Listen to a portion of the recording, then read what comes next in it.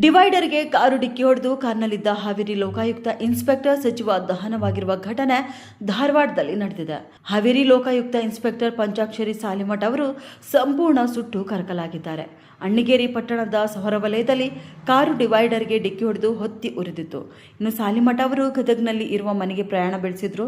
ಹುಬ್ಬಳ್ಳಿಯಿಂದ ಗದಗ್ ಮಾರ್ಗವಾಗಿ ಕಾರು ಹೊರಟಿತ್ತು. ಇನ್ನು ರಾಷ್ಟ್ರೀಯ ಹೆದ್ದಾರಿಯಲ್ಲಿ ಅಪಘಾತವಾಗಿ 120 ಕಾರ್ ಸಂಪೂರ್ಣ ಸುಟ್ಟು ಕರಕಲಾಯಿತು.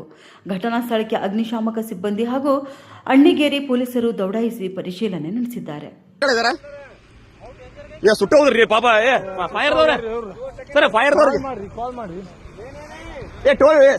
ಟೋಲ್ ಹೆಲ್ಪ್ ಲೈನ್ ನಂಬರ್ ನೋಡ್ರಿ, ಟೋಲ್ ಹೆಲ್ಪ್ ಲೈನ್ ಯಾರೆಲ್ಲ ಹೋದ್ರಿ ಸರ್, ಗೂಗಲ್ ನೋಡ್ರಿ, ಟೋಲ್ ಹೆಲ್ಪ್ ಲೈನ್ ನಂಬರ್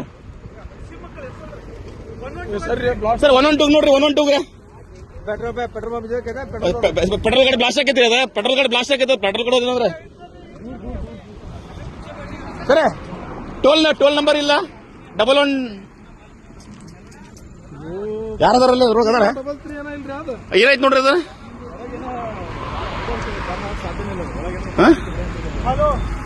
ತಳಗ ಹೇಳಿದ್ರಿ ಗಾಡಿ ಅದನ್ನ, ಅಲ್ಲಿಂದ ಹೇಳಿದ್ರಿ ಗಾಡಿ ಅದನ್ನ.